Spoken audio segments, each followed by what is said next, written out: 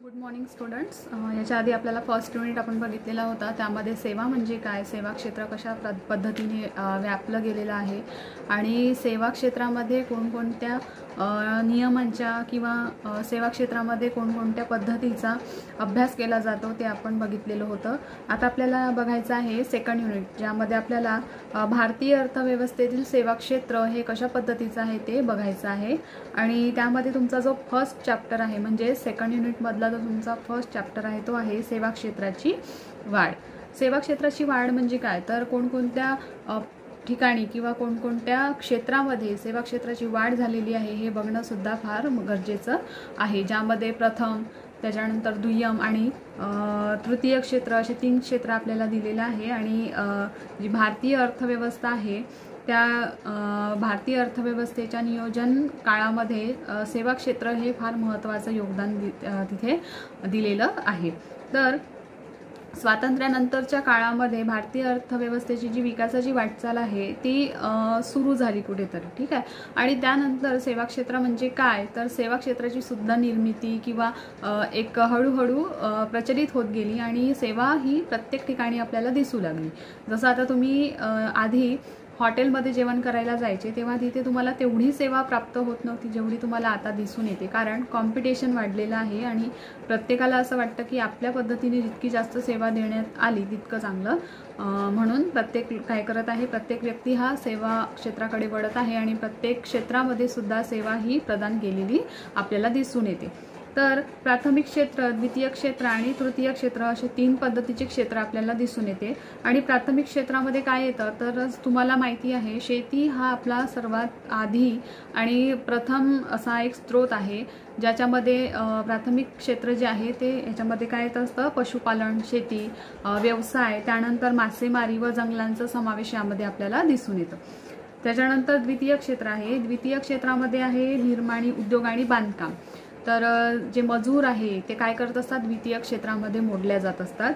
आणि तृतीय क्षेत्र जे आहे ते आहे वितरण आणि विकासाकरिता जे निधीचे विभाजन केलेले आहे ते तृतीय क्षेत्रामध्ये मोडल्या जाते. तर अशा प्रकारे 3 क्षेत्र आपल्याला दिलेले आहे, प्राथमिक, द्वितीय आणि तृतीय. त्याच्यानंतर तुम्हाला पंचवार्षिक योजना माहितीच असेल. पंचवार्षिक योजना ही किती वर्षांनी केली असते किंवा किती वर्षानंतर करण्यात येते. त्याच्यानंतर पहिल्या पंचवार्षिक योजनेचा कालावधी काय होता, कोणत्या वर्षी ती झाली हे सुद्धा तुम्हाला माहितीच असेल, कारण तुम्ही MCOMमध्ये असल्यामुळे तुम्हाला BCOMमध्ये हे सर्व झालेलं आहे.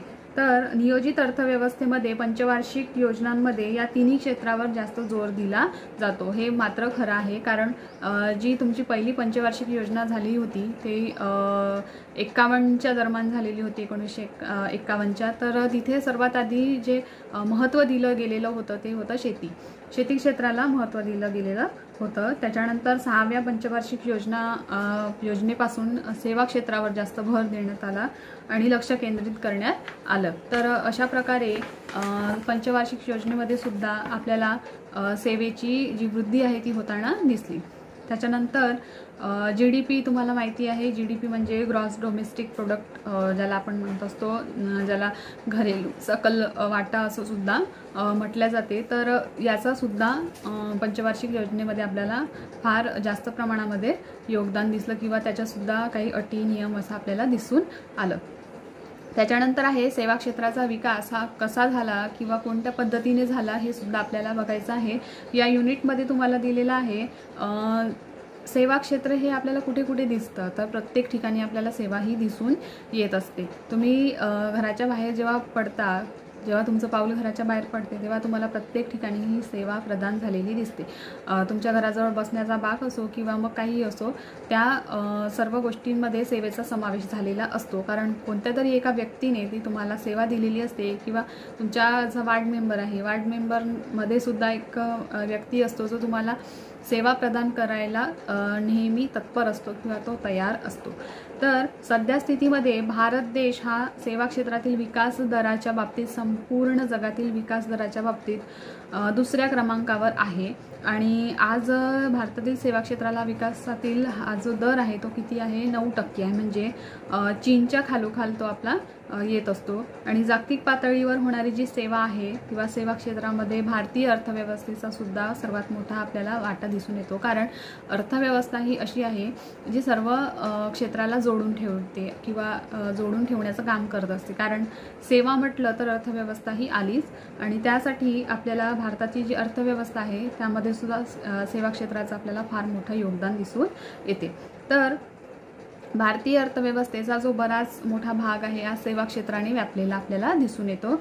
आणि विकासाचा जो दर आहे हे सुद्धा आपल्याला जास्त प्रमाणामध्ये दिसून येते। सेवा म्हणजे काय, आता तुमचं थिएटर आहे, तुम्ही जिथे मूवीज बघता, तर तिथे सुद्धा तुम्हाला गव्हर्नमेंटचं जे टॅक्स असते ते सुद्धा कापल्या जाते। तुम्ही जेव्हा तिकीट काढता तेव्हा तुम्हाला प्रत्येक तिकिटामागे काहीतरी टॅक्स द्यावा लागतो, आणि तो टॅक्स कुठे जात असतो, आपल्या अर्थव्यवस्थेमध्ये जमा होत असतो।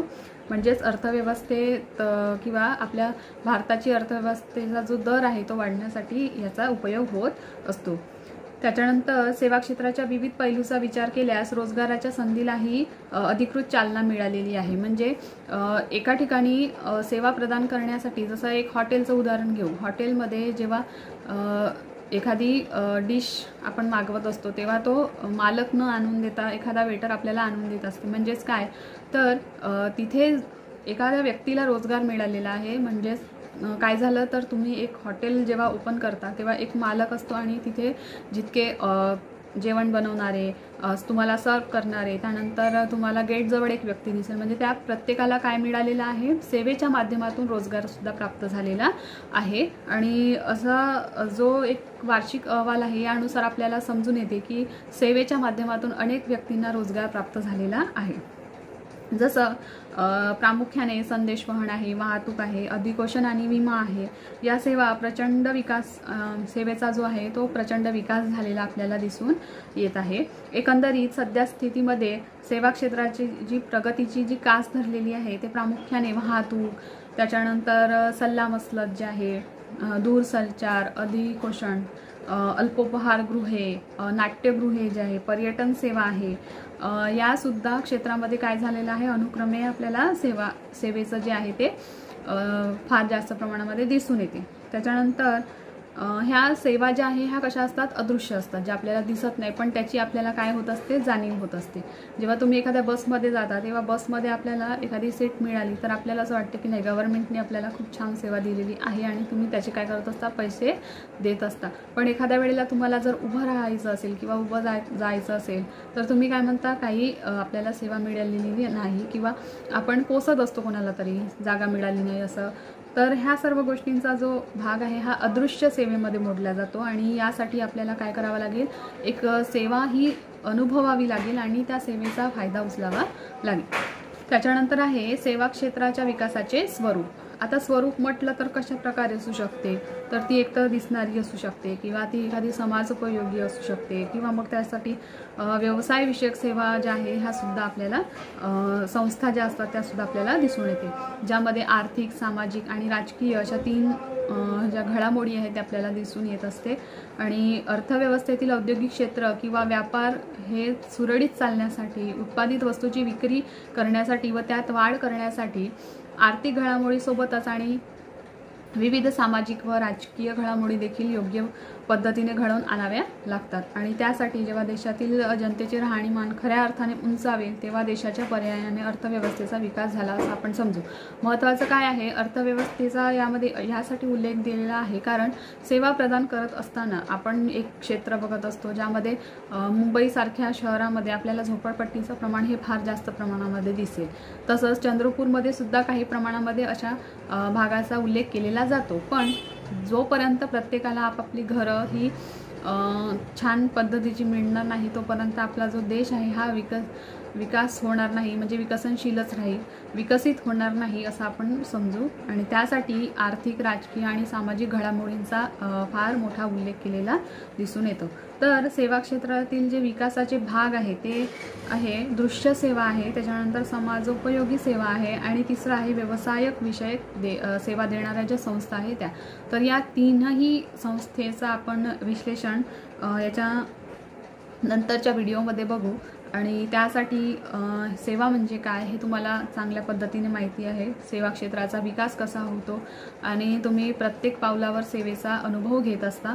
त्यासाठी आपल्याला हा एक सब्जेक्ट दिलेला आहे आणि याची तुम्ही अतिशय चांगल्या पद्धतीने जर अभ्यास केला तर तुम्हाला सर्व सोपं जाईल. तर याच्यानंतरची जी माहिती आहे मी तुम्हाला नेक्स्ट व्हिडिओमध्ये सांगेन. Good morning students. याच्या आधी तुम्हाला क्वेश्चन मी सांगितलेला होता, तो तुम्हाला लिहायचा होता आणि त्याचं जे आन्सर आहे ते मी या व्हिडिओमध्ये तुम्हाला सांगणार आहे. त्या क्वेश्चनमध्ये नवीन काय होतं तर आपल्याला वर्क इन प्रोग्रेस दिलेलं होतं. Opening stock of work in progress and closing stock of work in progress. क्वेश्चनमध्ये नेहमी लक्षात ठेवायचं आहे, जर आपल्याला ओपनिंग दिलेलं असेल तर ते प्लस करायचं असते आणि क्लोजिंग जर दिलेलं असते ते मायनस करायचं होतं. त्यामध्ये आपल्याला काही नॉन कॉस्ट आयटम्स दिलेले होते जे आपल्याला कॉस्ट शीटमध्ये लिहायचे नाही राहत, त्यामुळे ते तुम्हाला मायनस करायचे असते किंवा मग ते लिहायचेच नाही आहे. तर क्वेश्चनची सुरुवात आपण नेहमी रॉ मटेरियलनी करत असतो. तर सर्वात आधी आपल्याला लिहायचं आहे opening stock of raw material.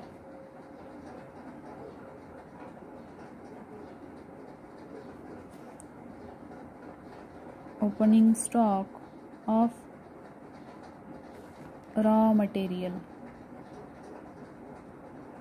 क्वेश्चनमध्ये आपल्याला अमाऊंट दिलेली आहे त्याची 40,000. याच्यामध्ये आता आपल्याला प्लस करायचं आहे परचेस ऑफ रॉ मटेरियल.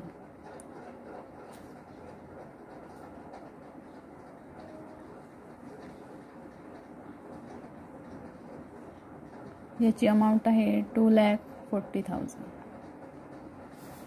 ठीक आहे. आता याची आपल्याला टोटल करायची आहे. टोटल येणार 2,80,000. त्याच्यामध्ये आता आपल्याला मायनस करायचं आहे closing stock of raw material. Okay. याची जी अमाऊंट आहे ती आहे 42,000. आता बघा आपल्याला 2,80,000 मधून किती मायनस करायचे आहे, 42,000 मायनस करायचे आहे. आन्सर येईल तुमचं 2,38,000. ठीक आहे. याला आपण आउटरमध्ये लिहायचं आहे 2,38,000. याला काय नाव द्यायचं आहे, रॉ मटेरियल कन्झ्युम किंवा तुम्ही मटेरियल कन्झ्युम लिहिलं तरी चालेल. Material consume. ठीक आहे. याला अंडरलाईन करा म्हणजे तुमच्या लवकर लक्षात येईल. त्याच्यानंतर क्वेश्चनमध्ये दिलेला आहे डायरेक्ट वेजेस.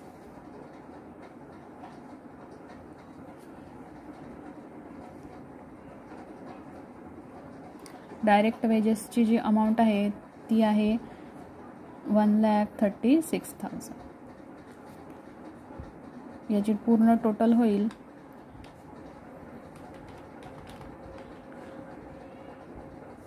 3,74,000. याला नाव द्यायचं आहे प्राईम कॉस्ट.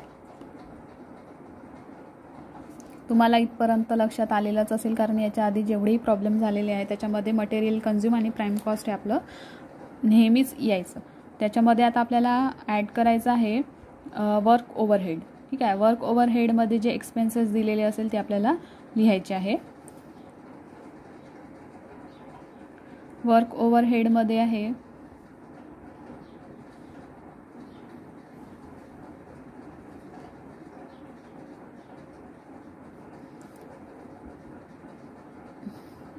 वर्क एक्सपेन्सेस, ज्याची अमाऊंट दिलेली आहे 70,400. आणि त्याच्यानंतर एक एंट्री दिलेली आहे ज्याचं नाव आहे transfer to sinking fund for replacement of machinery. म्हणजे त्याला आपण डेप्रिसिएशन असं नाव देऊ आणि त्याची सुद्धा एंट्री आपल्याला इथे दाखवायची आहे.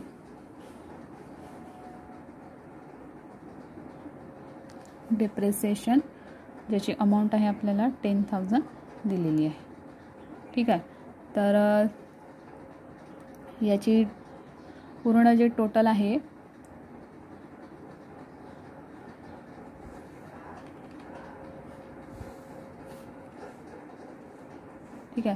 टोटल करायची आहे आपल्याला याची पूर्ण. 3,74,000 प्लस 70,400 प्लस 10,000 5,54,400 सॉरी 4,54,400 ही आहे याची पूर्ण टोटल. ओके. त्याच्यानंतर आपल्याला याच्यामध्ये ॲड करायचं आहे opening stock of work in progress.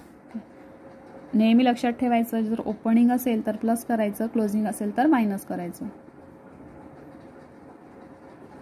Opening stock of work in progress. तुम्ही WIP असं कॅपिटल लेटरमध्ये लिहिलं तरी चालेल शॉर्टकटमध्ये, पण नेहमी फुल फॉर्मच लिहायचा त्याचा. Opening stock of work in प्रोग्रेसची अमाऊंट आहे 64,000. याला ॲड केल्यानंतर याची टोटल होईल 5,18,400. 5,18,400. याला आपल्याला नाव द्यायचं नाही आहे कारण आपली प्रोसेस जी आहे ती पूर्ण झालेली नाही आहे. आता याच्यामध्ये आपल्याला काय करायचं आहे, मायनस करायचं आहे closing stock. Closing stock of work in progress. ठीक आहे. याची अमाऊंट किती दिलेली आहे क्वेश्चनमध्ये, 72,000. 72,000. तर याच्यामधून मायनस करायचं आहे 72,000 आणि लास्ट अमाऊंट आपली येईल 4,46,400. याला नाव द्यायचं आहे वर्क कॉस्ट. हे झालं आपलं वर्क कॉस्ट. ठीक आहे. इथपर्यंत आलं लक्षात. त्याच्यानंतर आपण काय लिहित असतो नेहमी, ऑफिस अँड ॲडमिनिस्ट्रेशन ओव्हरहेड. तर याच्यामध्ये आपल्याला प्लसचं साईन द्यायचा किंवा तुम्ही ॲड असं लिहू शकता. Office and administration overhead. ठीक आहे. याच्यामध्ये आपल्याला ऑफिसची अमाऊंट शो करायची आहे. ऑफिस एक्सपेन्सेस, ऑफिस एक्सपेन्सेस ज्याची अमाऊंट दिलेली आहे 24,000. ओके. याची टोटल येईल आता 4,70,400. याला नाव द्यायचं आहे कॉस्ट ऑफ गुड्स सोल्ड म्हणजे COGS. Sorry, cost of production नाव द्यायचं याला. कॉस्ट ऑफ प्रोडक्शन 4,70,400 हे आहे कॉस्ट ऑफ प्रोडक्शनची अमाऊंट. त्याच्यानंतर लिहित असतो आपण नेहमी सेलिंग अँड डिस्ट्रीब्युशन. ते आपण इकडे लिहू. त्याच्यामध्ये ॲड करायचं आहे selling and distribution overhead. Okay. तर सेलिंग अँड डिस्ट्रीब्युशनची जी अमाऊंट आहे ती आपल्याला दिलेली आहे 32,000. 32,000.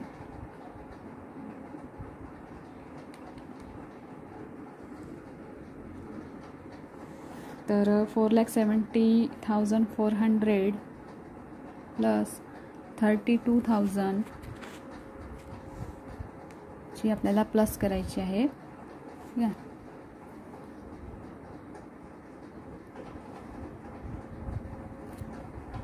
याच्यामध्ये थोडीशी मिस्टेक झालेली आहे. एक मिनिट. कॉस्ट ऑफ प्रोडक्शन नंतर आपल्याला घ्यायचं आहे opening stock of finish goods आणि closing stock of finish goods. Okay. ठीक आहे. याच्यामध्ये आपल्याला प्लस करायचं आहे आता opening stock of finished goods amount आहे 30,000.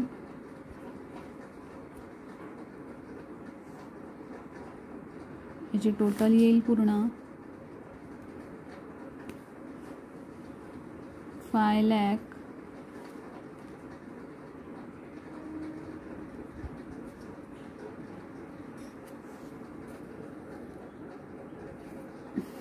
400. ओके, 5,04,00,000. त्याच्यानंतर याच्यातून मायनस करायचं आहे closing stock of finish goods. याच्यातून मायनस करायचं आहे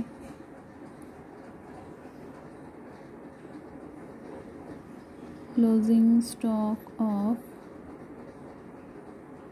फिनिश गुड्स. याची अमाऊंट आहे 32,000. ओके, 32,000 मायनस केल्यानंतर आपल्याला जी अमाऊंट मिळेल, ठीक आहे, ती अमाऊंट राहील आपली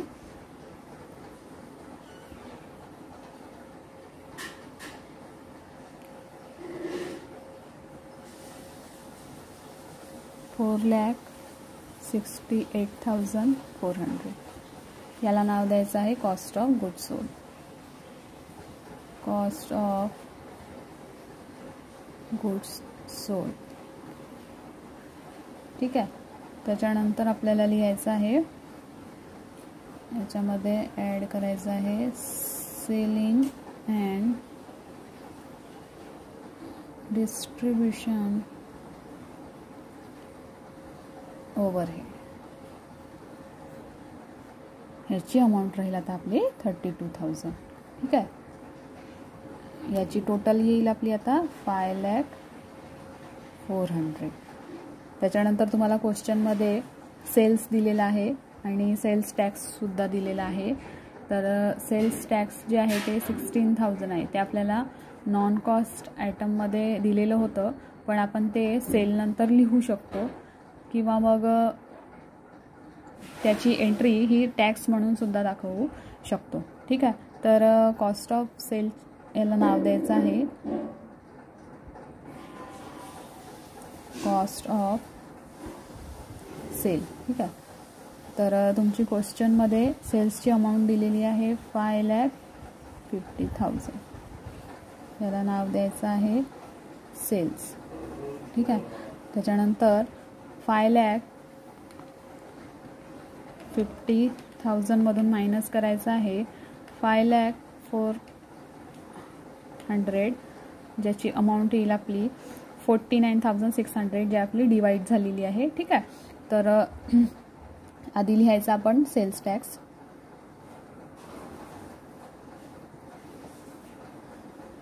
$16,000 आणि त्याच्यानंतर आपल्याला प्रॉफिट शो करायचं आहे 33,600.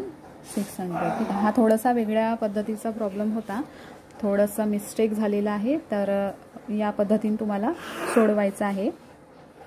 ठीक आहे. हा क्वेश्चन आहे आणि हे त्याचं आन्सर आहे. तर काही जर समजलं नाही तर तुम्ही ते रिटर्न विचारू शकता आणि मी याचे तुम्हाला पिक्चर्ससुद्धा व्हॉट्सअपवर सेंड करेन.